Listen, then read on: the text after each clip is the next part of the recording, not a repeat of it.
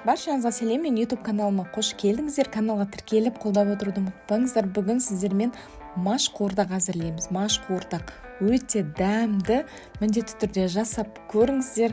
Барлықтарыңыздың көңілдеріңізден шығатынына сенімдімін. Ал ендеше бастайық. Қызып тұрған қазанға 150 граммдай майды құямыз.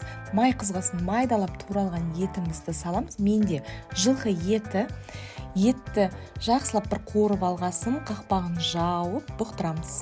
Астын жай қоямыз.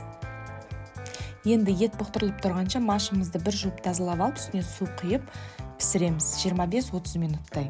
Етіміздің су сорғасын пияз және сәбізді төртбұрыштап турап қуырамыз. Және де бір қуырып алғасын қақпағын жауып тағы да бір 15 минуттай бұқтырамыз. Енді картопымызды видеодағыдай кәдімгі фри картоп сияқты осылай қуырып аламыз. Машымыз дайын болды, қараңыздар, су өте лас, міндетті түрде бір жуып тазалап алыңыздар. Картоптарымыз да дайын болды. Сүзіп аламыз. Картопты көп қуырудың қажеті жоқ, бір 15 минуттай, 12 минуттай ғана жеткілікті болады, себебі картопымыз майда туралған, осылай сарғайтып қуырып сүзіп аламыз. Машымызды жуып тазалап алдық, енді бізде барлығы дайын, тек бір-біріне қосып қуыру керек болады. Жартылай піскен машымызды саламыз. Біздің машымыз піскен, бірақ жарылмаған. Сондықтан қуырдағымызға қосып, тағы да 15 минуттай қақпағын жауып бұқтырамыз.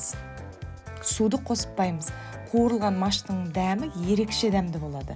Машымыз жарылып бастады, бірақ езіліп кетпеген.